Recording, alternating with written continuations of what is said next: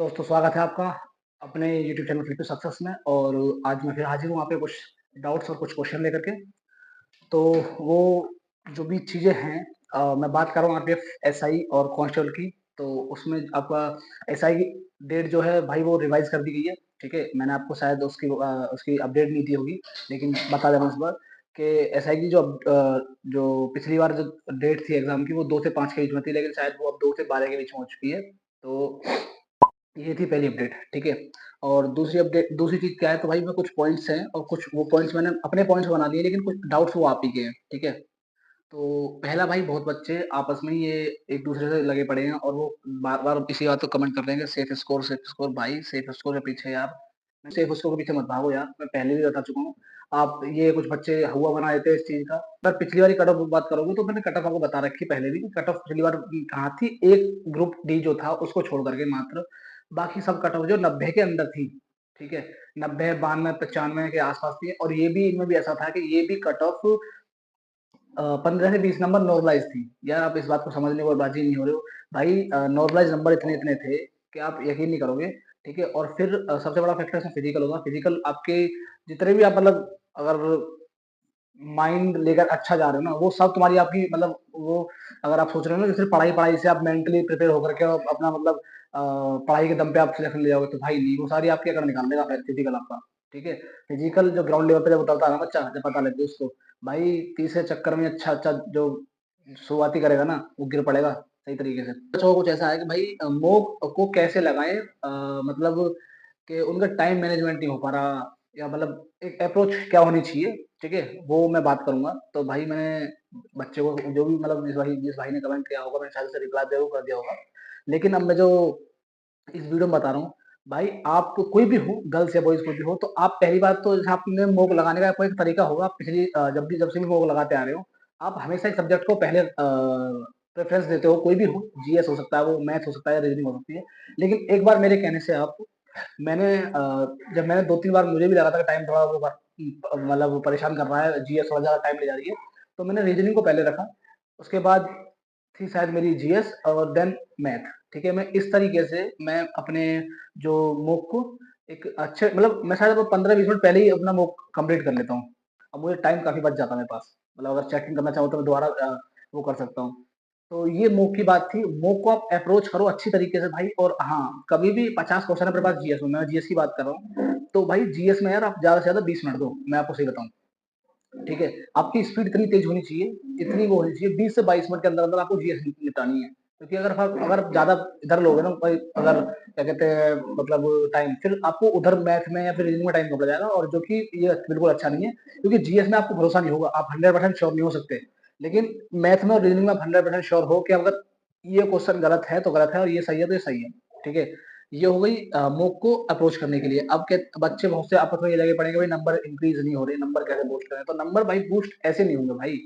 मैंने पहले ही बता रखा था कि मैं भी भाई पहले 65 के आसपास से ही सॉरी 65 क्यों? मैंने शायद 55-56 के आसपास से स्टार्टिंग करी थी। अब भी कुछ 1-2 मॉक ऐसे पड़े होंगे अभी जल्दी की, जिनमें स्कोर बहुत ही कम हुआ है। तो मतलब स्टार्टिंग की थी, लेकिन फिर मैंने टेस्ट पेपर चेक करे अपने आप को, कि मैंने एग्ज़ाम रिलेटेड जो मॉक है उनमें चेक करता हूँ, तो फिर धीरे-धीरे 65, 70, 75 के आसपास, 75 से अबव आने चालू हो गए, ठीक है? 80 टच करने की कोशिश, 70, 78 पे पहुँच गया। तो भाई धीरे-धीरे आपको पीवाईक्यू से टॉपिक वगैरह देखने होंगे। जैसे मैंने कुछ टॉपिक लिख रखे हैं, भाई मैंने 2-4 टॉपिक हैं। एक तो प्राचीन मंदिरों के निर्माणकर्ता, जीएस के बता रहा हूँ मैं, ठीक है? मेरे को लगातार 5-6 जो मॉक लगाए हैं, उनमें एक क्वेश्चन ज़रूर बनना है कि पुराने जो मंदिर थे, उन्हें किसने बनवाया था, ठीक है? जलप्रपात से क्वेश्चन कोई आ रहा है, ठीक है? दिवस से क्वेश्चन था उसमें, और संविधान से भाई मैंने आपको बता रखा, पॉलिटिक्स अच्छा खासा पूछ रखी है। साइंस से 3 क्वेश्चन पूछ रखे हैं, और साइंस में भी भाई शायद मतलब सेल वगैरह के बारे में ज़्यादा मुझे लगा है क्वेश्चन, ठीक है? तो ये मुझे 5-7 टॉपिक ऐसे थे जो मुझे मिले हैं, और इनको मुझे थोड़ी कमांड बनानी पड़ेगी, क्योंकि मेरे इनसे क्वेश्चन जो थोड़े गलत हुए। तो मैंने ये बता दिया आपको। अब वो भाई कुछ बच्चे ऐसे कह रहे हैं कि सिर्फ पीवाईक्यू से काम चल जाएगा, तो भाई यार कैसे चल जाएगा पीवाईक्यू से काम? आप एक बात सोचो, पीवाईक्यू आपको सिर्फ ये बताने के लिए है कि पिछला पैटर्न कैसा था, मतलब कितना आप उसमें अगर उस वक़्त बैठे होते पेपर में, तो आप कितना उसे अटेम्प्ट करके सही कर पाते। लेकिन वो एक दौर अलग था, अब ये दौर अलग है भाई। अब ये टाइम पीरियड थोड़ा बीत गया, वही 18 में शायद वो भर्ती थी, अब 25 में शायद भर्ती आ रही है धीरे-धीरे। 24 की लास्ट में है, लेकिन हम अगर माने तो 6-7 साल कंप्लीट हो चुके हैं।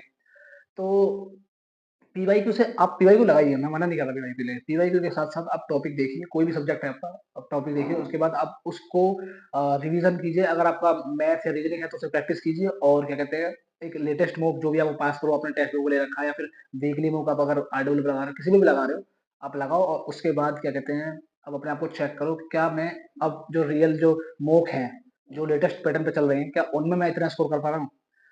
मैं बात करूँ आपको अगर पीवाईक्यू में तो भाई पीवाईक्यू में तो मैं भी 95 के आस-पास हूँ। 85 से 95 के आस-पास मैं भी बन रहा हूँ, लेकिन पीवाईक्यू से मतलब क्या बनना है? पीवाईक्यू जहाँ आप 85 अबव कर पा रहे हो, 90 के आस-पास टच कर पा रहे हो आसानी से, वहाँ आप रियल मॉक में जो लेटेस्ट पैटर्न में चल रहे हैं, वहाँ 75-80 के आस-पास घूम रहे हो, तो आप आगे 10-12 क्वेश्चन का फ़र्क आया था, 10-12 नंबर का फ़र्क आया था भाई, ठीक है? तो फ़र्क यही है कि भई उसमें कुछ क्वेश्चन जो है वो अच्छे उसमें पूछे हुए हैं, जो अब जो मॉक है उसमें अपर लेवल चल रहा है, तो आप एक लेवल को समझिए। ये 4-5 टॉपिक जो 4-5 जो पॉइंट थे मेरे को मिले और जो डाउट्स बच्चों के कमेंट्स लगातार आ रहे हैं इन चीज़ों पे मैंने बता दिया।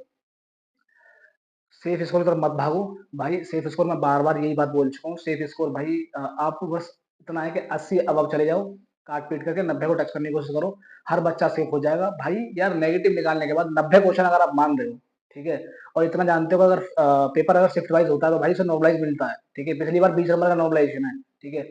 अगर आपने 90 निकाल लिए तो आप 20 नंबर का नॉर्मलाइज़ेशन जोड़ो ना यार, कितनी कट ऑफ निकल जाएगी, ठीक है? 110 भाई एक मतलब पिछली बार एक ही ग्रुप था जिसमें ग्रुप डी जो उसमें कट ऑफ ज़्यादा चली गई थी क्योंकि फॉर्म फिल अप ज़्यादा हो गए थे। ठीक खुद भी जाके चेक करो, आप गूगल सर्च करो कि आरपीएफ एसआई की प्रीवियस ईयर कट ऑफ कितनी थी और वो भी ग्रुप वाइज़ थी। अब एक सिंपल कट ऑफ आएगी तो वो भाई कहाँ जाएगी इतनी, ठीक है? और फिर इसके बाद इसका एक और अपर लेवल चढ़ के बैठा हुआ है, क्या है वो फिजिकल शायद पौने 6 मिनट के आस-पास दौड़ है भाई 1600 आसान नहीं है।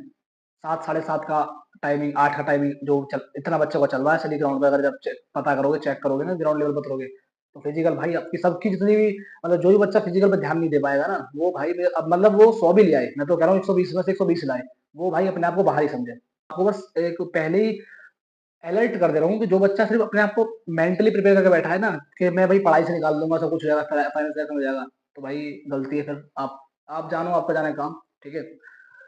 तो भाई मैंने आपको जो डाउट्स थे सारे क्लियर कर दिए मुझे जहाँ तक लगता है। बाकी आपकी कोई भी क्वेरी है, कोई भी कमेंट है आपको, आप कमेंट सेक्शन में बता देना। आपका कोई भी क्वेश्चन होगा तो मैं ज़रूर उसका रिप्लाई कर दूँगा। मिलते हैं नेक्स्ट वीडियो में नेक्स्ट टॉपिक के साथ। जय हिंद दोस्तों।